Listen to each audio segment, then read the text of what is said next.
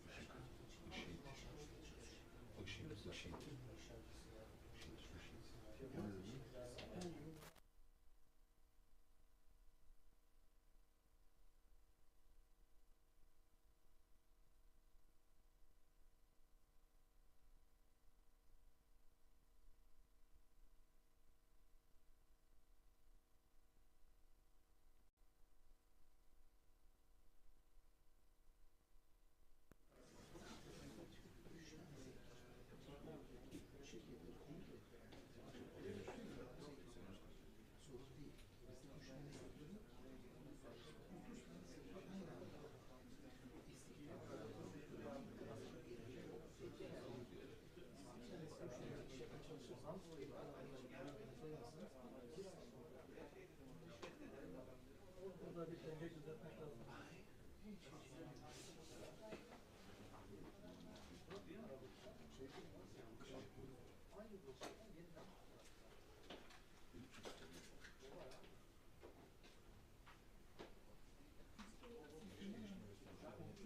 Bu yolun altı ve siyasi partilerden sürekli yapılmış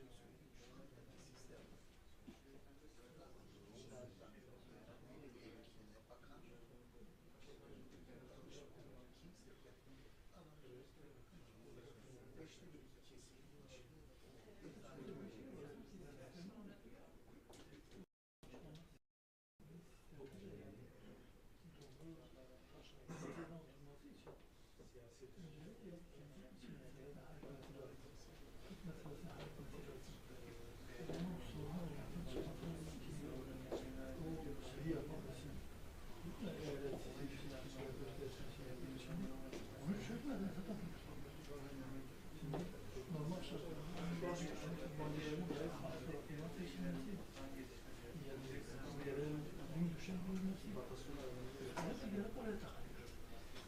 Bu yüzden siz içeride sorunlarını çözmek zorundasınız. Hem siyasi hem sorunları çözmeden o toplumdaki kalkınmasına yapamıyorsunuz. Bir de bunu istismar eden bir örgüt olmazda ne olmaz lazım? Bunun için mesela görüşürken başkanımda söylediğim şu an çözüm. Yoksa örgüt diyor ki ben şu an olarak örgüt diyor ki ben ve Kürtler de bunu çözüm için yani işte Avrupa yetiyor diye ya da Amerika yetiyor diye değil. Ben kesinlikle şey olduğu için bakıyorum.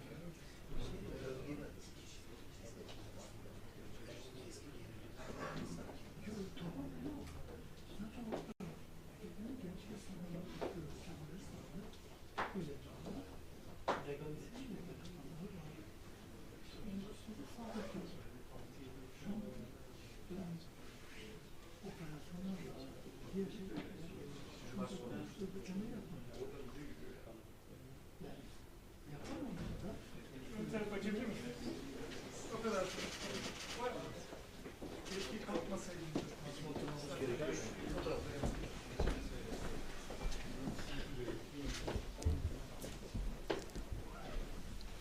Hazır mıyız başkanım? Ses var mı? Sayın Başbakan, Sayın basın mensupları, Gelecek Partisi Genel Başkanı olarak güçlendirilmiş parlamenter sistemin sunumunu yapmak ve bize iade ziyarette bulunmak için merkezimize ziyaret ettiler. Bu arada tekrar hoş geldiniz, sefalar getirdiniz diyoruz. Bu burada bulmamızın sebebi bu iade ziyaret ve güçlendirilmiş parlamenter sisteminde sunumlarını biz dinledik. Verimli bir görüşme oldu. İstifade ettik. İnşallah sunulan programları da inceleyeceğiz. Hukukçularımız da bunu inceleyecek. Ses yok mu?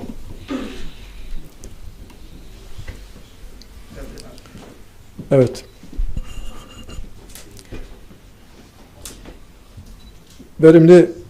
Verimli bir görüşme oldu, istifade ettik. İnşallah bu görüşmelerin devamı konusunda da ittifak ettik bu konuda, en azından görüş birliğine vardık. İnşallah bu görüşmelerimiz devam edecek. Ama misafir olmaları hasabıyla biz Sayın Genel Başkan'a ilk sözü verelim. Buyur. Çok teşekkür ederim Sayın Genel Başkan, değerli basın mensupları. Bu ziyaretimizin temelde iki sebebi var. Sayın Genel Başkan'ın vurguladığı gibi bir iade-i ziyaret. Çünkü genel merkezimizi açtıktan sonra bir hayırlı olsun ziyaretinde bulunmuşlardı arkadaşlarla birlikte. O zaman üzerimizde bir iade-i ziyaret vecibesi vardı. İkinci olarak da biz kongreyi yaptıktan sonra kamuoyumuzda paylaştığımız güçlendirilmiş parlamenter sistem önerimizi, bir model olarak paylaştığımız önerimizi bütün partilerle, özellikle de seçime girme hakkı kazanmış partilerin tümüyle görüşme düşüncemiz vardı. Kademeli bir şekilde bütün partilerden randevu isteyerek görüşlerimizi ifade ediyoruz. Tabii iade-i ziyaret ve bu öneri çerçevesinde olmakla birlikte öylesine kritik günlerde de bir araya geldi ki bir taraftan mecliste 2020 bütçesi görüşmeleri yapıldı. Türkiye'nin ekonomik olarak Cumhurbaşkanlığı hükümet sisteminden sonra özelde 2016'dan sonra da daha arka planı itibariyle içine düştüğü büyük ekonomik girdabı ve fakirleşmeyi, yoksullaşmayı, bunun ülkenin değişik kesimleri üzerinde yol açtığı baskıyı hep beraber görüyoruz. Öyle bir bütçe ki bütçe açığı 245 milyar Türk lirası. Bundan 4 sene önce bu bütçe açığı onda bir düzeyindeydi neredeyse. 25-30 milyar Türk lirası düzeyindeydi ve kapanmak üzereydi. Öyle bir bütçe ki faiz harcamaları 180 milyar Türk lirası. Bundan 4 sene önce biz başbakanlığı bıraktığımızda faiz harcamaları 45 milyar civarındaydı ve o da azalma trendi içindeydi. Öyle bir bütçe ki kamu harcamaları %22 düzeyinde. Daha geçen sene kamu harcaması bütçenin %20'si düzeyindeydi. Eğitime ayrılan kaynak %8'lere inmiş %17'lerden.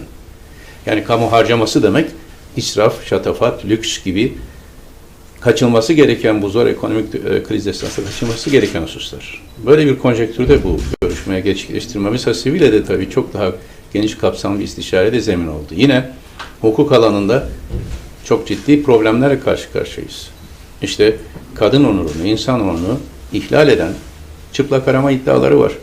Bunu da paylaştık bir temel değerlerimize atıf itibariyle. Eğer bu iddialar doğru bir zemine dayanıyorsa kapsamlı bir araştırma yapılıp kamuoyuyla paylaşılsın. Ama doğru bir zemine dayanıyorsa bu iddiaların kesinlikle kamu vicdanı açısından devletin, kamu düzeninin itibarını ciddi şekilde sarstığını görüyoruz. Yine bugünlerde parlamentoda görüşülmekte olan İçişleri Bakanı'na derneklere, vakıflara kayyum atama yetkisini genişleten ve sivil toplumu tümüyle tehdit altına alan uygulamalar söz konusu. Hızlı bir otoriterleşme trendi içindeyiz. Ve bu otoriterleşme trendi karşısında insan hak ve özgürlüklerini savunan, hukuku, ekonomiyi ve toplumun geniş kesimlerinin kaygılarını, değerlerini önceleyen bir yaklaşım benimsemek lazım. Biz bütün siyasi partilerin bu temel değerler etrafında ve insan haklarına dayalı demokratik hukuk düzeni etrafında bir araya gelmesinde, istişare etmesine büyük fayda mülahaza ediyoruz. Keşke iktidar partileri de böylesi görüşmelere açık hale gelsin. İktidar partileri diyorum artık şu anda sadece AK Parti iktidarı değil, bunun yanında MHP ile birlikte bir koalisyon, hatta görünmeyen ortaklarıyla bir cephe var. Şimdi Sayın Genel Başkan sağ olsunlar hem ziyaretlerinde bu konuları istişare etme imkanı bulduk. Hem de bugün burada yaptığımız görüşmede bütün bu sorunları ele aldık. Özellikle Doğu ve Güneydoğu'da terörle mücadele bağlamında hepimizin ortak bir tutumu var ama bölgedeki demokratik hak ve özgürlük ortamının korunması konusundaki kaygılarımızı da birlikte dile getirdik. Biz Türkiye'nin her bir köşesinde aynı kuralların, aynı ilkelerin, aynı demokratik prensiplerin hayata geçirilmesinin ülke birliği açısından elzem olduğu kanaatindeyiz. Batı Anadolu'da ne hak varsa Doğu Anadolu'da o olmalı. Batı Anadolu'da veya büyük şehirde yaşayan vatandaşlarımız hangi hakları rahat bir şekilde kullanabiliyorlarsa Türkiye'nin her yerinde Doğu ve Güneydoğu'nun en ücra mecrasındaki vatandaşımız da aynı hakkı kullanabilmeli. Şimdi bütün bu kritik eşiklerden geçerken yine dış politika konularında ele aldık. Geçerken partiler arasında istişare önemli. Tabii farklı kanaatler partilerde olabilir. Önemli olan bunları paylaşmak, bunları üzerinden yeni bir vizyon geliştirmek. Bütün bu meselelerin çözümü için güçlendirilmiş parlamenter sistemin ve bir sistem değişikliğinin elzem olduğu kanaatinden hareketle önerimizi de paylaştık. Ben tekrar misafirperverlikler için çok teşekkür ediyorum Sayın Genel Başkan'a, arkadaşlarına, arkadaşlarım adına da. İnşallah bu ziyaretler, bu görüşmeler devam eder. Parti Genel Başkan yardımcılarımız arasında da bundan sonra da istişareler sürecek. Tekrar çok teşekkür ederim. Çok sağ olun. Ben de nazik ziyaretiniz için ben de çok teşekkür ederim. Sayın Genel Başkanım da dile getirdiği gibi biz ağırlıklı olarak hazırlanan bu güçlendirilmiş parlamenter sistemiyle ilgili, içeriğiyle ilgili bir sunum da aldık Sayın Serap Hocamızdan. İnşallah bunu inceleyeceğiz. Bu konuda hukukçularımız da bununla ilgili görüşlerimizi belki direkt olarak Sayın Genel Başkan'a ileteceğiz. Biz sürekli dile getirdiğimiz gibi siyasi partiler hizmete odaklı, hizmet etmek için ülke yararına faaliyet gösteren kurumlardır. Bunların mücadeleleri belki sandık bazında rekabet şeklinde olabilir ama sandığın olmadığı dönemlerde ülke meseleleri ile ilgili olarak mutlaka dayanışma içerisinde olmaları gerekir ki hepsinin belki ortak noktası ülkeye hizmet için bu partiyi kurduklarını söylemeleridir. Parti programları ülkenin en iyi idare edilme şeklinin parti oluşturan şahıslar tarafından dile getirilen hususlar olduğu dile getiriliyor. Bu ortak bir noktadır. Bu nedenle biz siyasi partilerin özellikle bu tür çalışmalarda ülkenin gidişatının iyi olmadığı dönemlerde, sorunların olduğu dönemlerde, belki spesifik bazı konularda siyasi partiler bir araya gelip ülkenin yararına şu hususta biz şu ortak noktaya vardık, bunu yapalım.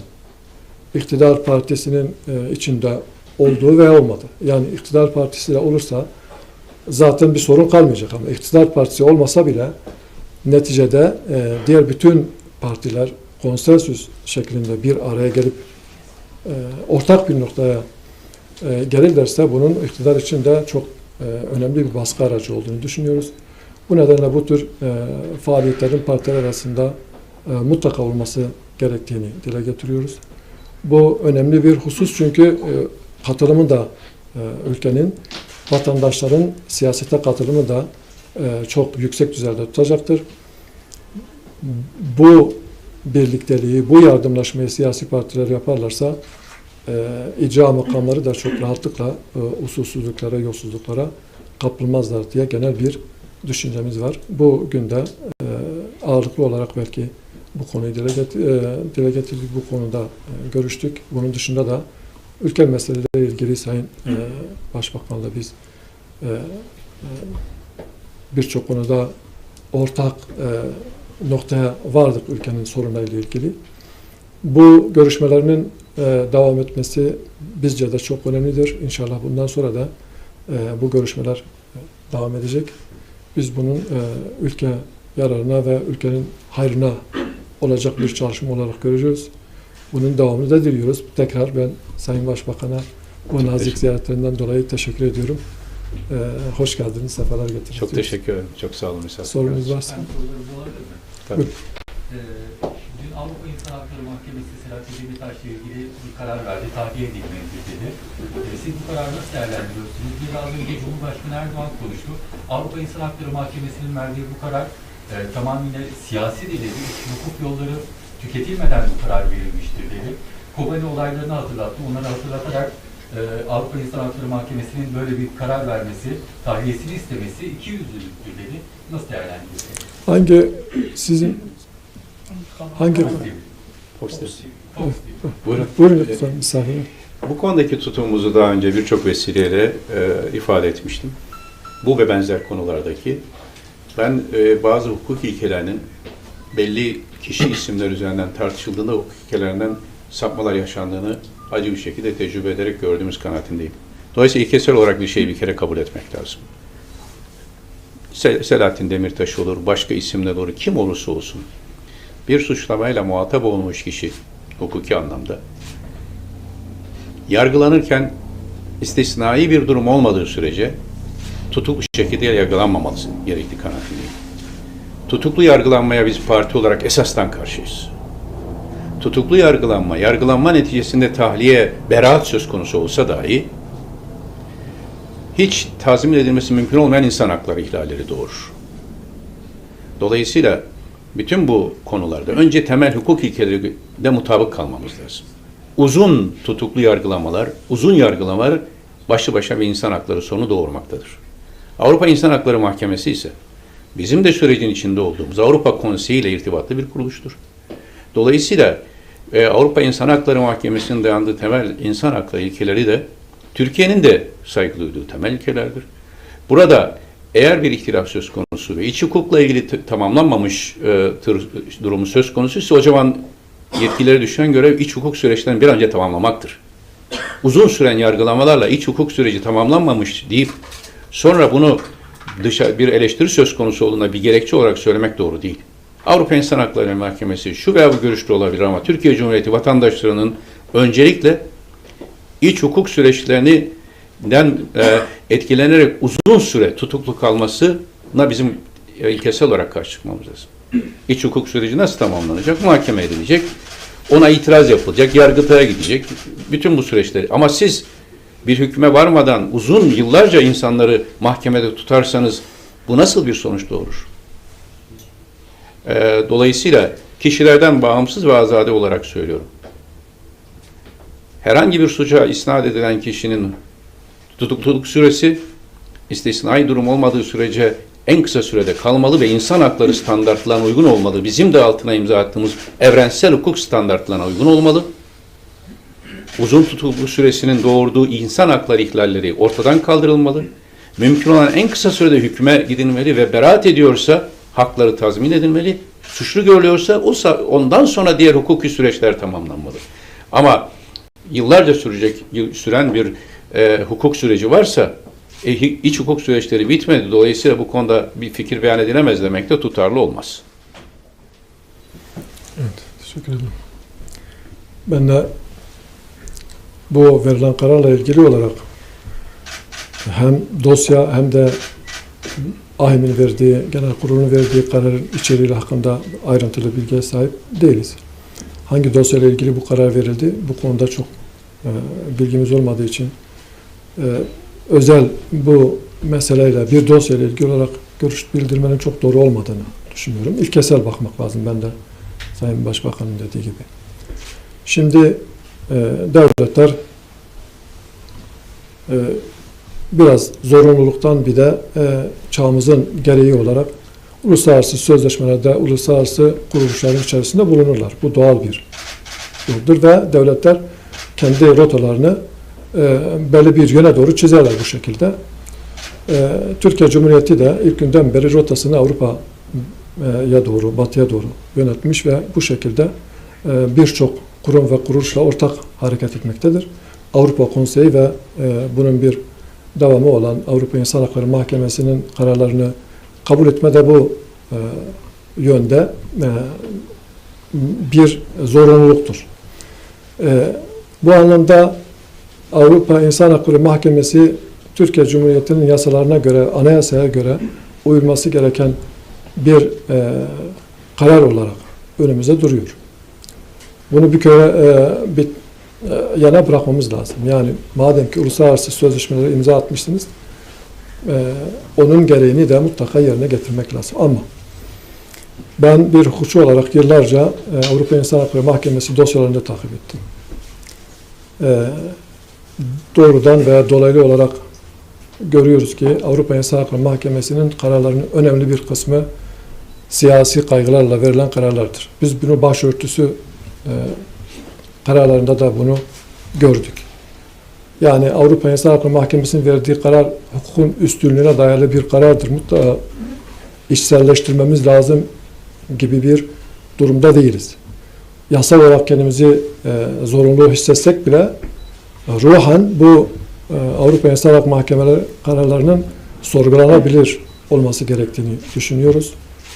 Bununla birlikte bizim bu uluslararası birliktelikler ve yönelişimiz Avrupa Birliği'nden ziyade İslam toplumuyla olması gerektiğini dile getiriyoruz.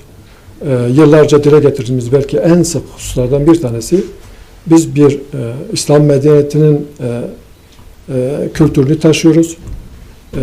Bu nedenle bizim bu kültürümüze, bu medeniyetimize uygun birliktelikler oluşturmamız lazım. Evet, önümüzde belki en çok konuştuğumuz hususlardan bir tanesi İstanbul Sözleşmesi ve buna bağlı olarak ülkede hazırlanan mevzuattır. Bu da bir zorunluluktur. Uluslararası sözleşmelerle altına imza attığımız bir sözleşmedir. Hukuken onun sonuçlarına katlanmak zorundasınız, gereğini yerine getirmek zorundasınız. Ama biz bunun yanlış olduğunu düşünüyoruz. Bizim medeniyetimize ve kültürümüze aykırıdır.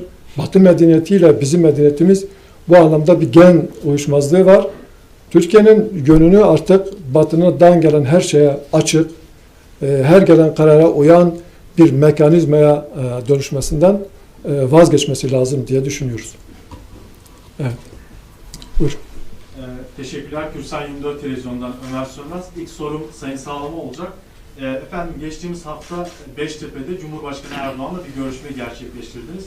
Son dönemde Hüdapar iktidarı özellikle Kürt meselesinde eleştiren bir tavır aldınız. Erdoğan'ın Kürt sorunu yoktur sözlerini eleştirmiştiniz. Partinizden bir yetkili görüşmede ağırlıklı olarak Kürt meselesinin konuşulduğunu, görüşüldüğünü belirtmişti.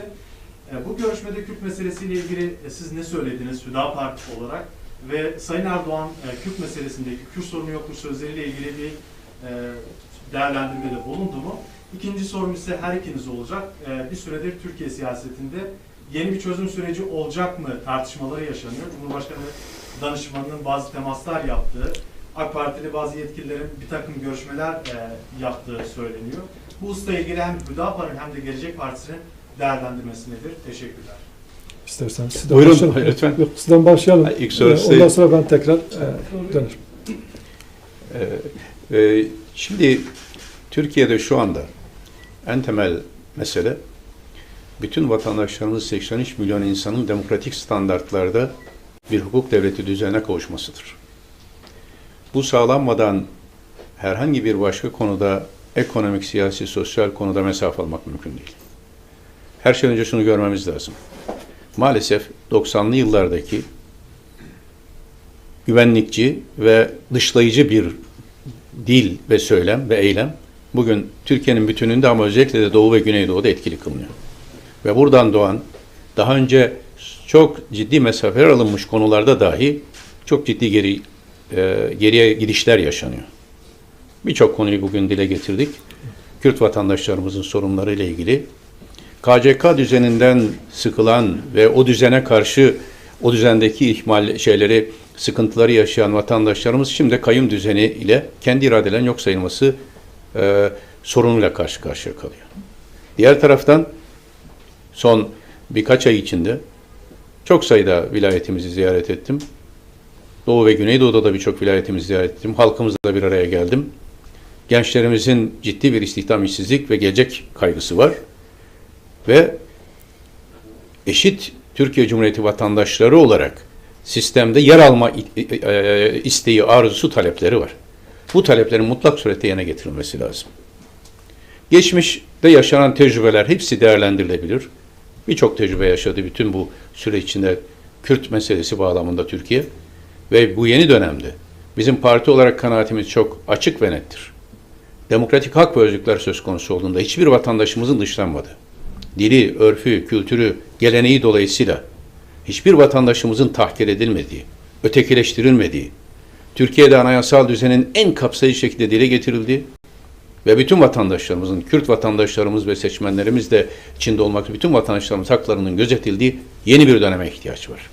Yeni bir zihniyet devrimine ihtiyaç var. Bütün süreçler, geçmişte maalesef çözüm süreci adına yaşanırken kamu düzeni aksamaları yaşandı. Kamu düzeni sağlarken de en demokratik hakların ihlal edildiği uygulamalar söz konusu oldu. Biz bu ikilemin artık aşılması gerektiğini düşünüyoruz.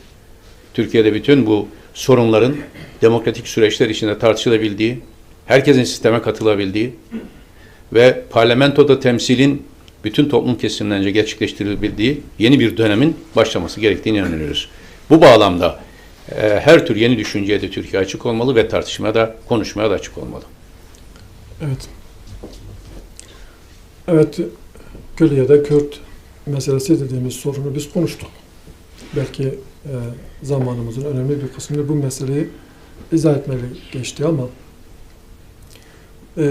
biz bu meseleleri konuşurken aslında isimlendirmeler herkesin, her düşüncenin kendine göre isimlendirmeleri var. Bazıları Kürt sorunu der, bazıları Kürt meselesi der, bazıları ekonomik sorun, Güneydoğu sorunu.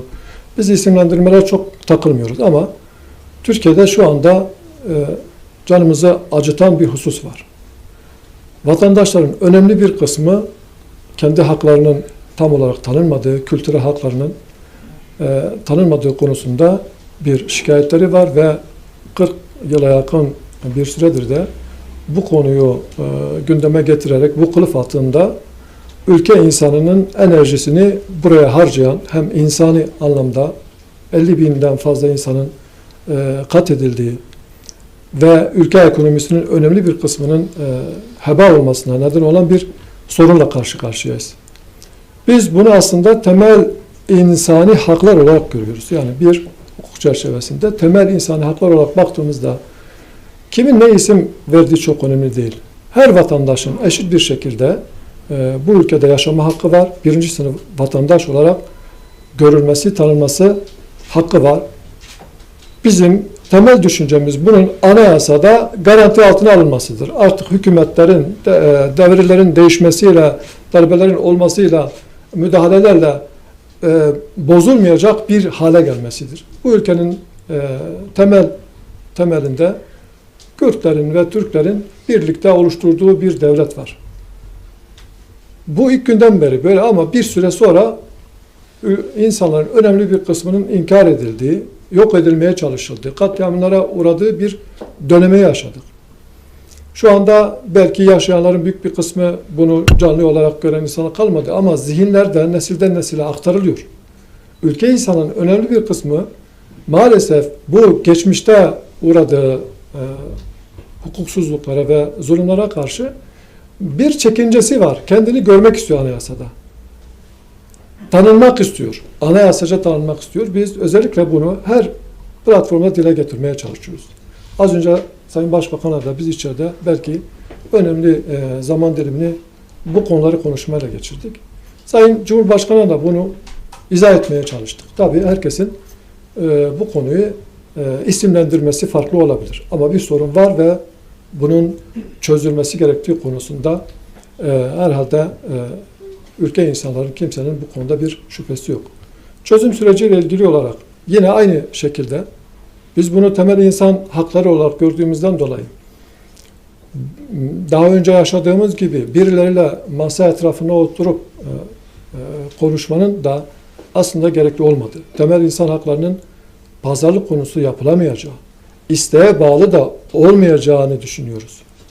Kürt meselesi, temel insan hakları meselesi bazında baktığımızda yeni bir sürece, yeni bir oluşuma gerek yok. Yeni bir zihniyete ihtiyaç var.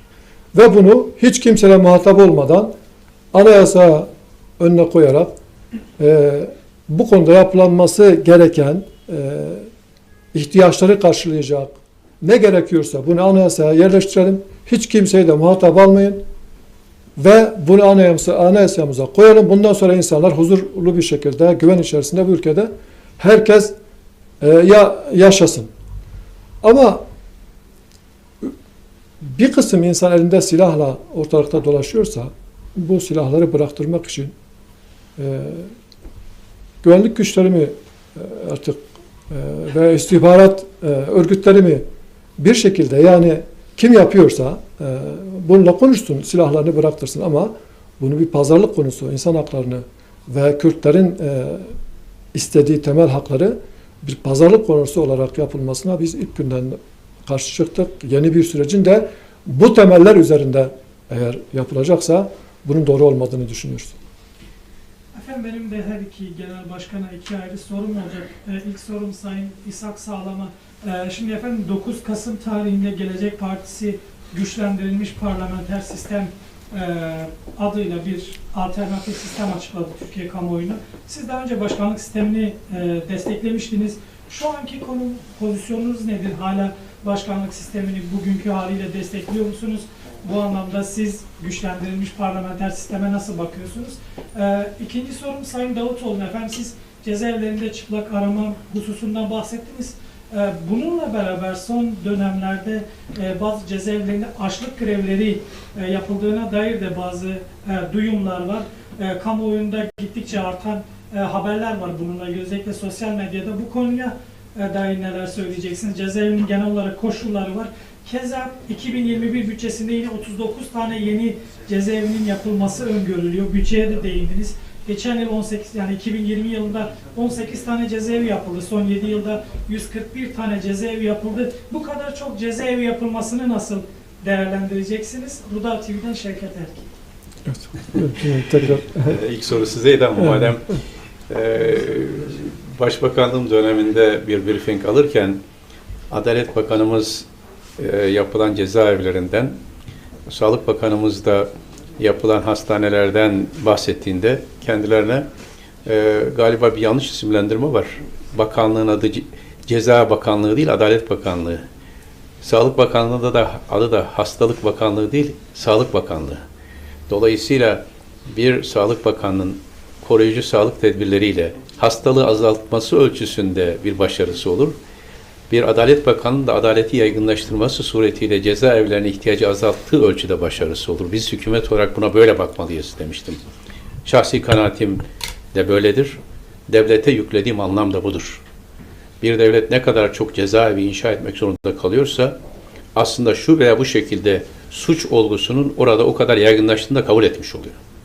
Veya bunun yanında sadece suç olgusu değil, biraz önce zikrettiğimiz konu tutuklu yargılanma. Bu cezaevlerinde kalanların önemli bir kısmının hüküm giymeden tutuklu olarak cezaevlerinde kaldığı görüldüğünde bu daha da vahim bir hal alır. Çünkü adalet dağıtacaksınız. Tamam, suçu işleyeni cezalandırın ama daha suçu tespit edilmemiş olanları niye cezaevinde tutarsınız? Denetim, serbestlik var, birçok husus var.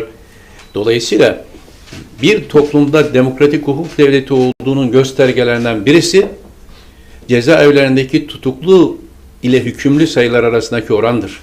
Maalesef bugün tutuklu, yani bir hüküm giymeden tutukluk olanlar, hüküm giyenler gibi cezaevlerinde sayısal oranı o derece yüksek hale gelmişse yeni cezaevi inşa etmekte bu sorun çözülmez. Cezaevleri insanların islah ile aynı zamanda kendilerini bir muhasebe ile bir anlamda psikolojik olarak rehabilite edildiği yerler olması lazım. Cezaevleri cezayı çekerken insanlara sonrasında kamuya tekrar karıştıkları zaman yeni bir suç işlemeyecek şekilde bir iç rehabilitasyonu geçirmeleri lazım. Bunun yerine cezaevlerinde işte bu çıplak arama, açlık grevleri, birçok gayri insani bazı şartların oluşması söz konusuysa buna karşı tedbir almak da İnsan hak ve özgürlüklerinin bir parçasıdır. Suç işlemiş kişi suçunu çeker ama o insan haklarının temel umdelerinden azade de değildir veya o haklar ondan esirgenemez. Bu normal bir süreç içinde buna bakmak lazım. Dediğim bütün bu iddiaların salt idari yetkililer tarafından yalanlanmasıyla bir çözüm bulunmaz, kamu vicdanı rahatlamaz. Benim tavsiyem bütün bu konularda. Mecliste, biz şu anda mecliste değiliz. Ama mecliste İnsan Hakları Komisyonu var. Ve İnsan Hakları Komisyonu'nda her partiden temsilci var. Artık son dönemde iktidarın yaptığı hiçbir açıklama güven uyandırmıyor. Vaka ile hasta ayrımı yapıp bir anda 30.000 vaka var derseniz bir gecede bir anda güven istatistikleri sarsılıyor. Bunun çok örnekleri var. Şimdi benzer şekilde bu konularda iktidarın yaptığı açıklamalar artık güven uyandırmadığı için buradan diğer muhalefet partilerine de sesleniyorum. İnsan Hakları Komisyonu'nun da bir araştırma heyeti oluşturulsun ve bu çıplak aramalar ki evrensel tüm değerlere aykırıdır. Bu konuda içinde olmak üzere, açlık grevleri de içinde olmak üzere cezaevlerindeki şartları inceleyecek şekilde bir meclis araştırması yapılsın.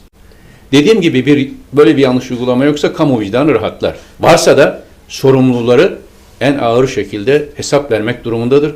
Bu ülkenin hiçbir vatandaşı, hiçbir kadını, erkeği, çocuğu, hiçbir vatandaşı insanoğlunu tahkir edilecek bir muamele maruz bırakılamaz. Meclisin bunu mutlaka araştırması iktiza eder. Evet. Şimdi referandumda bizim en büyük argümanımız 12 Eylül Darbe Anayasası'nın değiştirilecek olmasıydı. Ve 12 Eylül Anayasası'nı değiştirecek bütün çalışmalarda var olduğumuzu, destekleyeceğimizi ısrarla dile getirdik. Hala oradayız. Bu anayasanın mutlaka değişmesi ve sivil bir anayasanın mutlaka yapılması lazım. Bunu da konsensusla bütün halkın kendini içinde gördüğü, sahiplendiği bir anayasa olması gerektiğini dile getiriyoruz. Biz öncelikle bu anayasa değişikliğine bu konuda bir destek verdik. İkinci bir husus, Cumhurbaşkanlığı sistemi bizim bugüne kadar denemediğimiz bir sistemdi. Parlamenter sistemin sıkıntıları var.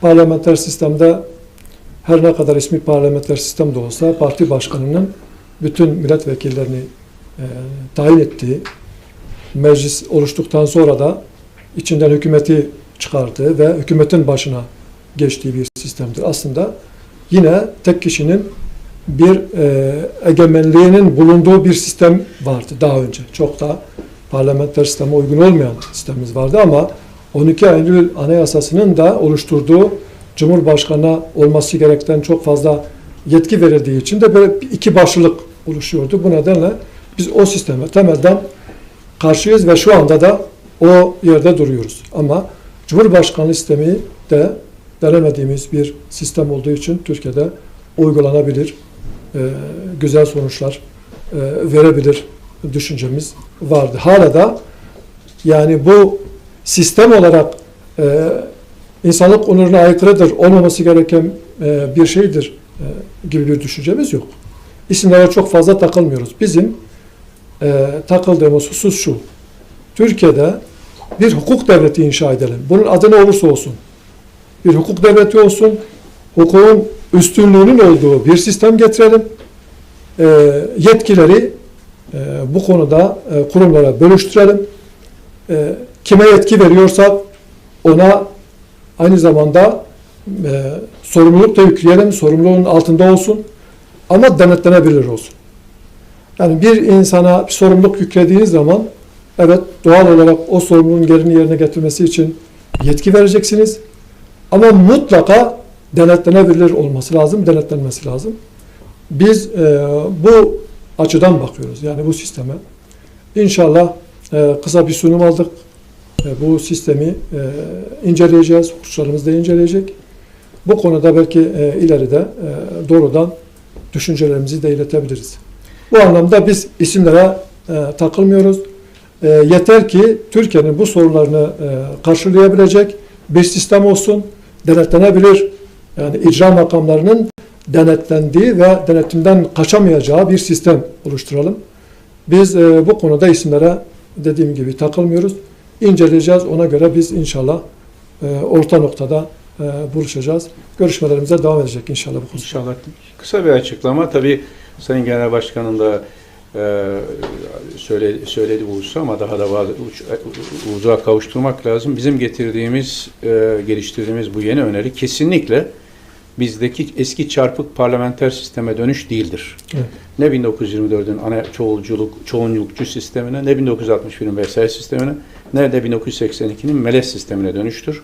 Aksine kendi içinde tutarlı, temel hukuk devleti ilkelerine ve insan hakları ilkelerine dayanan parlamenter, güçlenmiş bir parlamenter sistemdir. Dolayısıyla hani geçmişe dönüş gibi bir algı oluşmasına doğru olmazdır. Bu konuyla ilgili epey detaylı konuştuk. Evet.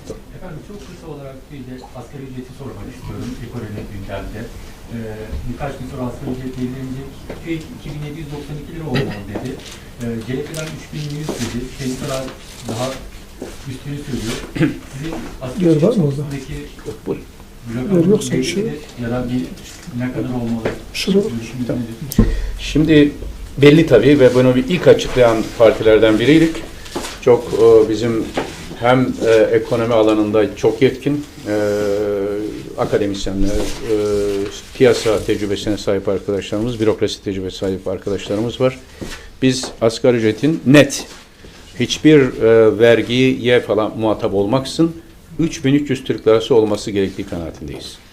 Bunun için de objektif bazı kriterleri ortaya koyduk.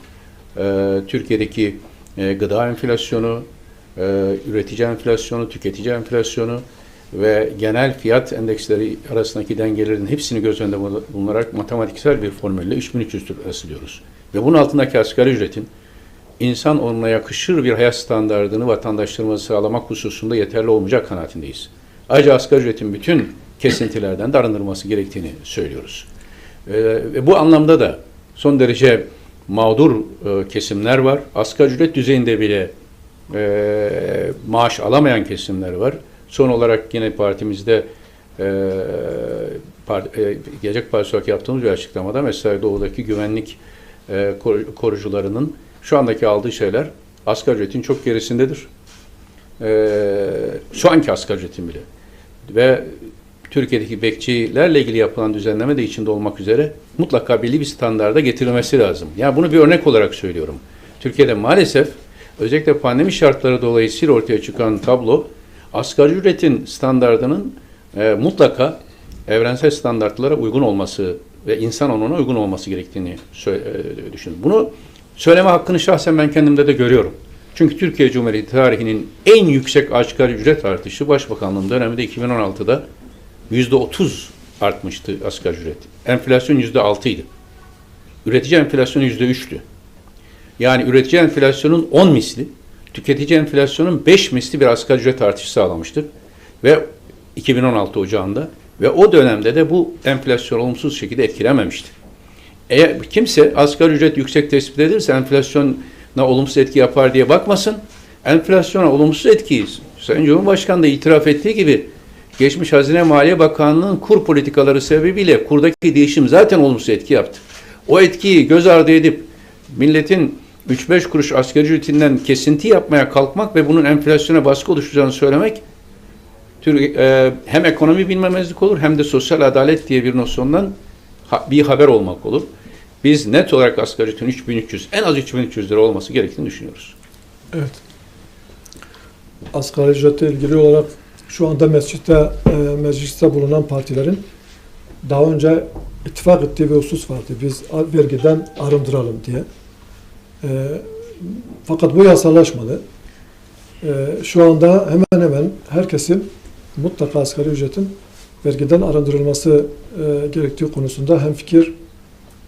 Bu nedenle bu sefer mutlaka bunun gerçekleşmesi lazım. Öncelikle yapılması gereken husus bu vergiden arındırılması olmalıdır. Bunun dışında hakikaten tüm dünyayı etkileyen bir pandemi süreci var. asgari ücretin çok fazla yükseltilerek asgari ücretle işçi çalıştıran en büyük kesimin küçük esnaf olduğunu da varsayarak bunun çok yüksekte tutması esnafı da zor duruma bırakacak ve işçi çıkarmasına vesile olacak. Yani bu gerçekliği de bilmek lazım. Yani insani olarak yaşanabilir bir ücret mutlaka tayin edilmesi lazım ama bu pandemi sürecinde esnafa da yüklenmeden öncelikle hükümetin yapacağı iş bu vergiyi sigorta kesintisi de dahi olmak üzere en azından bu dönemde yükü işverene atmadan devlet bu yükün tamamını alarak bu pandemi şartlarından dolayı vergiden arındırılırsa zaten büyük oranda dile getirilen rakamlara ulaşılacağını görüyoruz. Yani devlet aslında elini taşın altına koyarsa, ekonomi ona göre dizayn ederse şu anda hemen hemen bütün kesimlerin dile getirdiği böyle ortalıkta dolaşan rakamların üzerinde bir rakama varmış oluruz. Bu nedenle biz de öncelikle devletin bu vergiden arındırılması, asgari ücretin ve en azından geçici bir sürede olsa sigorta kesintisinin işçiden kesilmemesi yönünde bir yola başvurması lazım. Biz geçmişte çok gördük. İşverenden işçi alımını teşvik etmek için işverenin katkı payından vazgeçtiği dönemler oldu ama hiçbir dönem işçinin vermesi gereken o sigorta kesintisinden devlet vazgeçmedi. Bu dönemde bu şartlar göz önüne alarak bundan da vazgeçilirse hemen hemen bütün partilerin bir çerçevede dile getirdiği rakamların üzerinde bir rakama ulaşmış oluruz. Evet. Peki. Çok teşekkür ederim. Peki. Ha, şöyle. Şurada mı?